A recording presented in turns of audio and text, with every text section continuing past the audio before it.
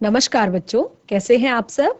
आशा करती हूँ आप सभी अच्छे होंगे, स्वस्थ होंगे, खुश होंगे और अपनी पढ़ाई भी अच्छे से कर रहे होंगे। तो जैसा कि आप सभी जानते हैं, मैं हूँ आपकी हिंदी की अध्यापिका और मैं स्वागत करती हूँ आप सभी का आईसीटी वर्चुअल क्लासरूम में। और आज हम यहाँ पर एकत्रित हुए हैं पढ़ने के लिए क्लास 7 की हिंदी। क्लास 7 की हिंदी में, जैसे कि आप सभी को पता है, हम अपने पिछले सेशन से ही अव्यय शब्द और अविकारी शब्दों के बारे में पढ़ रहे हैं। तो अव्यय शब्दों की डेफिनेशन सभी बच्चे जानते हैं, अविकारी शब्दों के बारे में सभी बच्चे जानते हैं। हम इनके भेदों को पढ़ रहे हैं। तो सबसे पहले इसका जो पहला भेद था, क्रिया विशेषण, इसको हमने अभी तक अपने पिछले सेशंस में कंप्लीट कर लिया है। और आज हम अव्यय शब्दों का दूसरा भेद, संबंध बोधक, पढ़ेंगे। तो संबंध बोधक यानी कि संबंध बताने वाला। तो इस तरह का अव्यय शब्द जो कि इस सेंटेंस में एक वाक्य का दूसरे वाक्य के साथ संबंध बताता है, उसे हम संबंध बोधक कहते हैं। तो जब हम इसको एक्सप्लेन करके पढ़ेंगे, एग्जाम्पल से पढ़ेंगे, तो तब ये सारी चीजें आपको बहुत अच्छे से क्लियर हो जाएंगी। तो बिल्कुल रेडी हो जाइए, अपनी कॉपी पेन पेंसिल निकाल कर और शुरू कीजिए लिखना अपने हिंदी व्याकरण की कॉपी में, बिल्कुल वहीं से जहां पर हमने अपने पिछले सेशन में सारी चीजें छोड़ी थी। तो हम शुरू करेंगे आज का सेशन, चलेंगे स्मार्ट बोर्ड की तरफ, सभी बच्चे ध्यान से पढ़ेंगे। तो हमने अपने पिछले सेशन में जो क्रिया विशेषण है, क्रिया विशेषण के जो 4 भेद हैं, वो चारों भेद बहुत अच्छे से पढ़ लिए थे। सबसे पहले हमने पढ़ा था रीतिवाचक क्रिया विशेषण, फिर कालवाचक क्रिया विशेषण, स्थानवाचक क्रिया विशेषण और परिमाणवाचक क्रिया विशेषण। तो इस तरह अव्यय शब्दों के 5 भेदों में से पहला भेद क्रिया विशेषण हमारे पिछले सेशन में कंप्लीट हो गया था। आज हम अगला जो अव्यय का भेद है, संबंध बोधक, ये हम पढ़ रहे हैं। अव्यय के भेद, और अव्यय के भेदों में हमारा जो दूसरा भेद है, कौन सा दूसरा भेद पढ़ेंगे आज? आज हम दूसरा भेद पढ़ेंगे संबंध बोधक।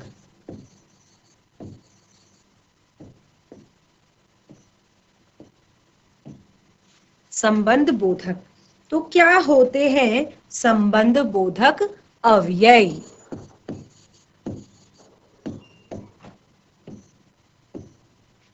संबंध बोधक यानी कि संबंध बताने वाला या संबंध का ज्ञान कराने वाला।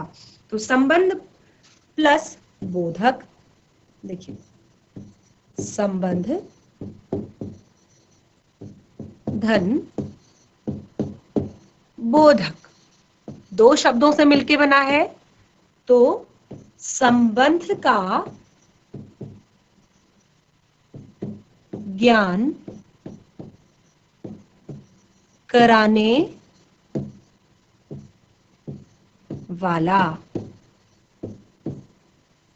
ठीक है, संबंध का ज्ञान कराने वाला। तो यहां पर हम इसकी परिभाषा सबसे पहले देखेंगे। उसके लिए कुछ उदाहरण हम देखते हैं, जैसे बच्चे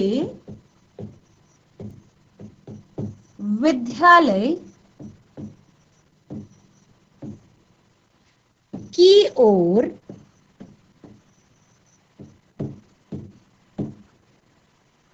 चल पड़े।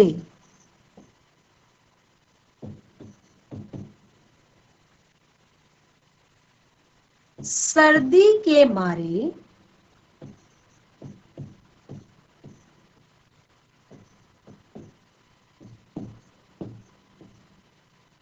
मारे सीमा कांपने लगी।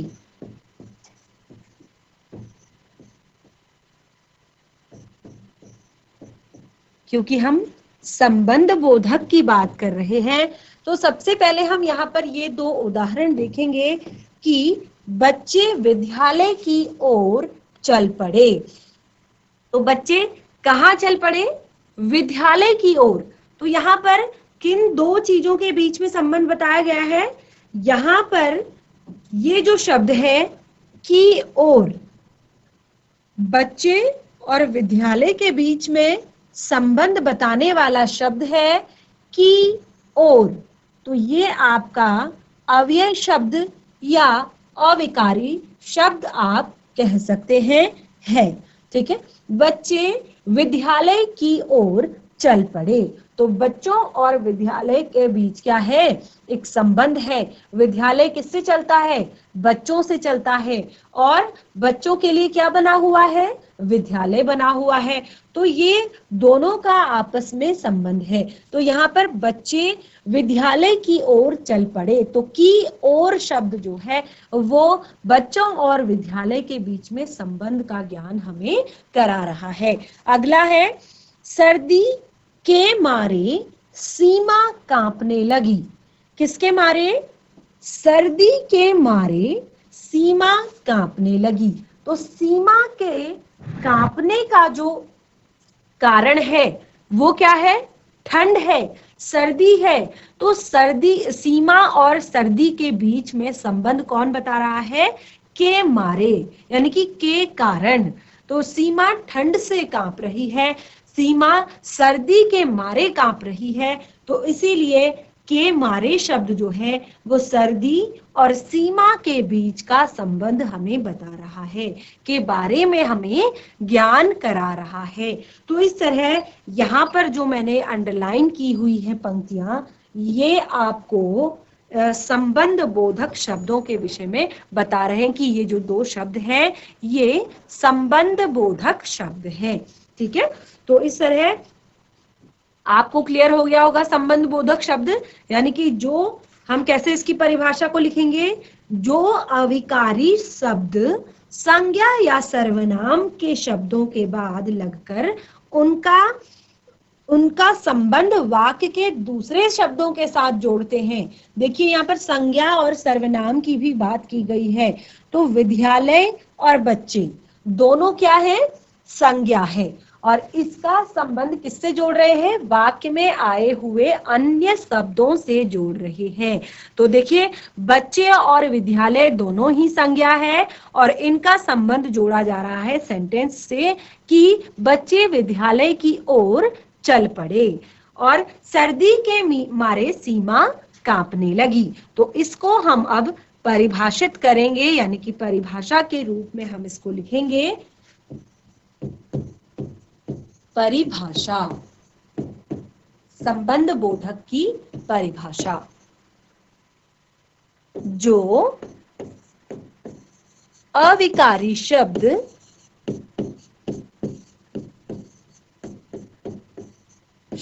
अविकारी शब्दों को ही अव्यय शब्द भी कहा जाता है।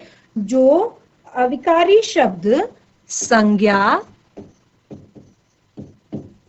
या सर्वनाम के बाद लगकर उनका संबंध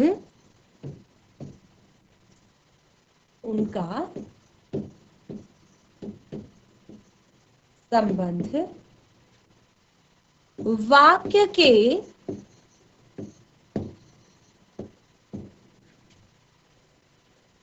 दूसरे शब्दों से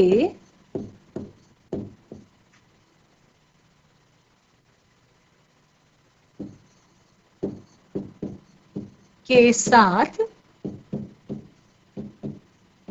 बताते हैं।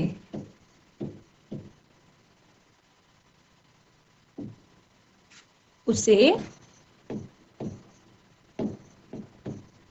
संबंध बोधक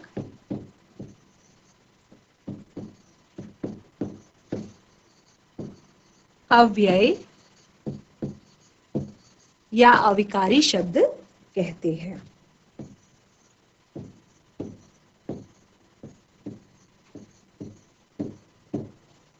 ठीक है, ये तो हुई हमारी परिभाषा कि जो अविकारी शब्द संज्ञा सर्वनाम के बाद लगकर उनका संबंध वाक्य के दूसरे शब्दों के साथ बताते हैं उसे संबंध बोधक अव्यय कहते हैं।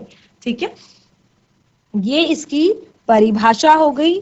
अब हम इसके कुछ और भेद बताए गए हैं, यानी कि संबंध बोधक के भी कुछ और भेद बताए गए हैं, क्योंकि जो ये अव्यय शब्द होते हैं ये बहुत अलग अलग तरीके के होते हैं, बहुत सारे होते हैं। तो उन्हीं के आधार पर, जैसे अगर समय के बारे में कहीं पर बात की जाती है कि पहले है या बाद में है, तो वहां पर आपको काल बोधक यानी कि काल के विषय में बता रहा है। अगर स्थान के बारे में बात की जाएगी कि नीचे है या ऊपर है, बाहर है या अंदर है, तो वहां पर आपको स्थान बोधक के रूप में ये दिखाई देगा।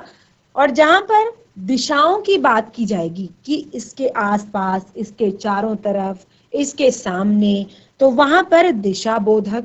अगर आपको किसी साधन के बारे में बताया जाएगा, साधन के द्वारा जोड़ा जाएगा, तो वहां पर क्या होगा, इसके कारण, उसके द्वारा, ऐसे या इसके सहारे, ऐसे शब्दों का प्रयोग किया जाएगा। तो इसी के आधार पर यहाँ पर अर्थ के अनुसार, देखिए अर्थ के अनुसार इसको हम कह सकते हैं, क्योंकि हर शब्द का अलग अलग अर्थ निकलेगा। जैसे बच्चे विद्यालय की ओर चल पड़े, तो एक दिशा है, विद्यालय की एक निश्चित दिशा है, तो वो विद्यालय की दिशा की ओर चल पड़े, तो इसको हम कहेंगे आपका दिशा बोधक। ठीक है, और जैसे सर्दी के मारे, तो यहाँ पर साधन बोधक हम इसको कह सकते हैं, क्योंकि सर्दी के कारण हो रहा है ना, तो कारण है सर्दी, तो सर्दी के मारे वो कांप रही है सीमा, तो यहाँ पर साधन बोधक हम इसको कह सकते हैं। तो इसी तरह यानी कि अर्थ के आधार पर जब आप पहले शब्द को पढ़ेंगे और फिर उसके अर्थ के आधार पर आप उसको अलग अलग भेदों में बांट पाएंगे कि हाँ, ये दिशा के आधार पर होगा, ये स्थान के आधार पर होगा, ये समय के आधार पर होगा, ये साधन के आधार पर होगा, या ये समता के आधार पर होगा। तो इसी कारण इसको हम लिख लेते हैं ताकि आपको ये लाइन याद रहे। अर्थ के अनुसार, अर्थ के अनुसार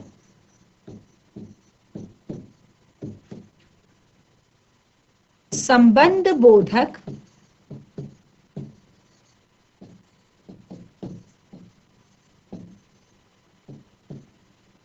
अव्यय के भेद, अर्थ के अनुसार संबंध बोधक अव्यय के भेद। तो यहां पर कौन कौन से भेद मैंने आपको बताए, हम बिल्कुल आगे लिखेंगे। नंबर 1 काल बोधक, नंबर 2 स्थान बोधक,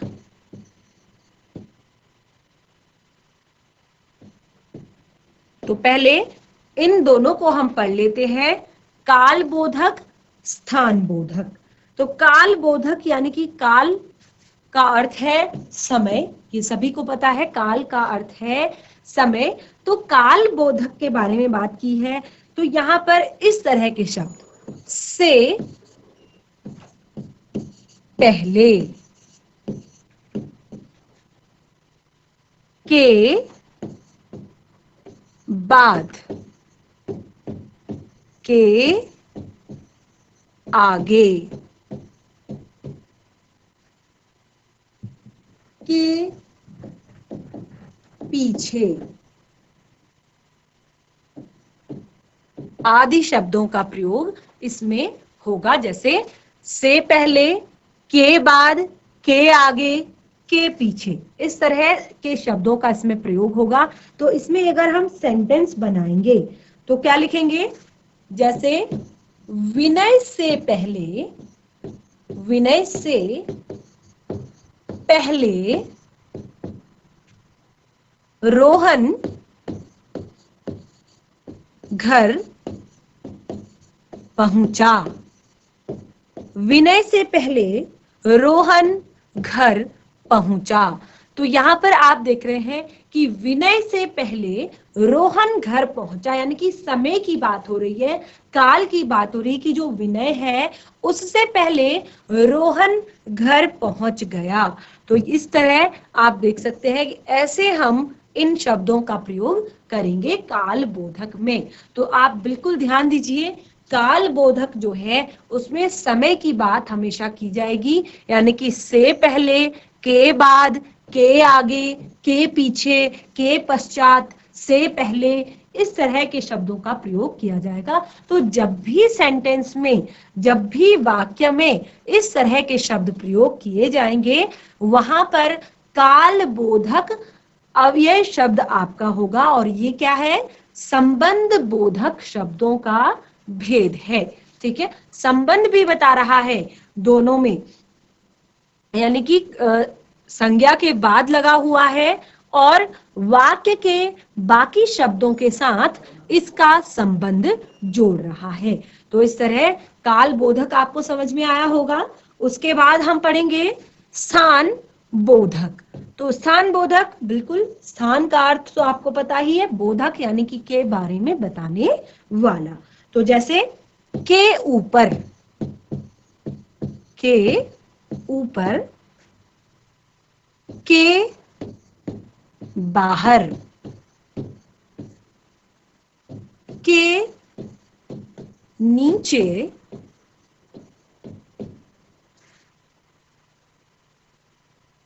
से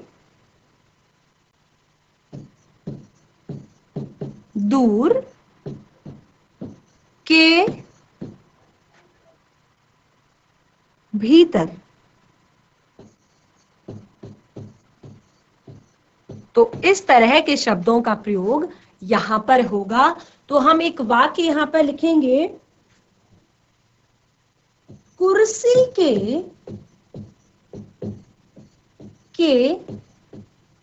नीचे कुछ पड़ा है। कुर्सी के नीचे कुछ पड़ा है। तो यहां पर कुर्सी के नीचे कुछ पड़ा है। के नीचे शब्द जो आपका है ये आपको स्थान के बारे में बता रहा है, स्थान का बोध आपको करा रहा है कि कुर्सी के नीचे कुछ पड़ा है। और इसी तरह आप ये भी लिख सकते हैं, टेबल के ऊपर पुस्तक रखी है, घर के बाहर कोई खड़ा है, घर से दूर मत जाओ, घर के भीतर चलो। तो इस तरह यहाँ पर जो शब्द है सभी का हम वाक्य प्रयोग कर सकते हैं। और वाक्य प्रयोग करने में क्या हमें एक चीज पता चलेगा कि ये संज्ञा और सर्वनाम के बाद लगते हैं, और दूसरा ये वाक्य में संज्ञा सर्वनाम का शब्द दूसरे का संबंध दूसरे शब्दों के साथ जोड़ते हैं। तो ये हमारा दूसरा स्थान बोधक अव्यय शब्द हमने पढ़े। अगला हम पढ़ेंगे दिशा बोधक। तो दिशा बोधक में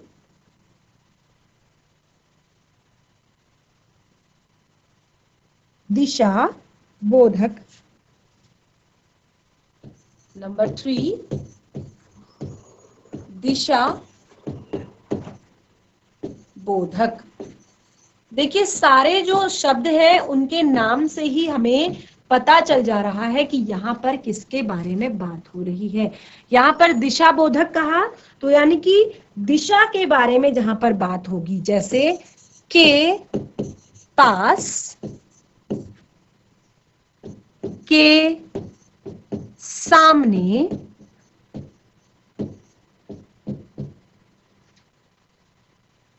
के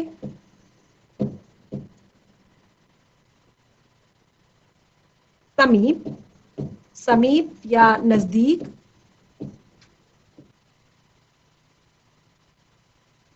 के आसपास या की ओर, जैसे कि एग्जाम्पल मैंने आपको दिया था पहले। तो सारे शब्द जो है यहाँ पर, ये सारे शब्द क्या है, दिशा बोधक है, यानी कि दिशा का ज्ञान हमें करा रहे हैं। जैसे के पास, के सामने, के समीप, के आसपास, की ओर। ठीक है, और एग्जाम्पल कैसे समझेंगे हम इसको, घर के आस पास मत घूमो, या क्यों घूम रहे हो, घर के आसपास क्यों घूम रहे हो। तो यहाँ पर जो ये शब्द है के आसपास, और एक एग्जाम्पल बिल्कुल इसी से जुड़ा हुआ हमने पीछे पढ़ा था कि बच्चे विद्यालय की ओर जा रहे हैं। तो इसी तरह मैं विद्यालय के समीप खड़ा हूं, या मोहन विद्यालय के समीप खड़ा है, तुम घर की ओर जा रहे हो, विद्यालय के आसपास गंदगी मत फैलाओ। तो इस तरह हम इनसे शब्द निर्माण, वाक्य निर्माण कर सकते हैं, और ये सारे क्या हैं, आपके दिशा बोधक अव्यय शब्द हैं। ठीक है, नंबर 4, साधन बोधक। साधन बोधक, साधन बोधक को हम कारण बताने वाला भी कह सकते हैं। ठीक है, साधन बोधक यानी कि कारण बताने वाला, किसी चीज के का कारण बता रहा है, तो इसमें बिल्कुल यही शब्द प्रयोग किए जाएंगे, के कारण, के द्वारा, के सहारे, या के जरिए आदि। तो इस तरह के जो शब्द हैं ये कारण बता रहे हैं। ठीक है, तो कारण बता रहे हैं, जैसे के कारण, के द्वारा, के सहारे, के जरिए आदि। तो यहाँ पर साधन के बारे में बताया जा रहा है। तो जैसे मैंने पीछे एग्जाम्पल दिया था कि सीमा ठंड के मारे कांप रही है, या सीमा सर्दी के मारे कांप रही है, तो वो सर्दी के कारण कांप रही है। तो इसमें कैसे लिखेंगे एग्जाम्पल, चाकू के द्वारा फल काटे जाते हैं। ठीक है, मशीन के द्वारा सिलाई की जाती है, लाठी के सहारे चला जाता है, बस के जरिए यात्रा की जाती है। तो इस तरह के वाक्य इससे बन सकते हैं। और हाँ, ये क्या है, आपके अव्यय शब्द हैं। तो ये सारे आपके अव्यय शब्द हैं, और आप हेडिंग देखते रहिए और देखिए कि आप किन तरह के शब्दों को क्या कहते हैं। तो आज का हमारा जो ये संबंध बोधक जो हमने पढ़ा, तो ये आप सभी को समझ में आ रहा होगा, आप सभी समझ पा रहे होंगे कि हम क्या पढ़ रहे हैं, क्यों पढ़ रहे हैं।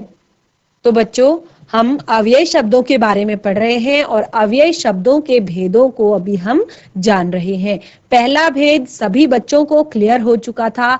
दूसरा भेद, क्योंकि संबंध बोधक है और संबंध बताने के बारे में हमें इसमें पढ़ रहे हैं, तो बहुत सारी चीजें अभी तक हमने इसमें पढ़ ली हैं। आशा करती हूँ कि आपको ये सारी चीजें समझ में आ रही होंगी।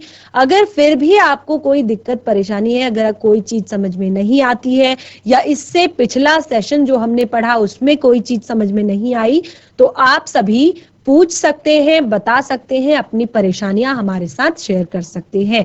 आपकी सभी समस्याओं के समाधान के लिए हम यहाँ पर बैठे हुए हैं। और इसके बाद हम जो पढ़ेंगे वो भी, उसके लिए भी आप सभी तैयार रहिए। आज हमने जो भी पढ़ा आप इसको घर में एक बार रिवाइज कीजिए, इससे वाक्य बनाने का प्रयास कीजिए। और हमारा आज का सेशन यहीं पे समाप्त होता है। हम मिलेंगे नए सेशन में, तब तक के लिए धन्यवाद। आपका दिन शुभ हो।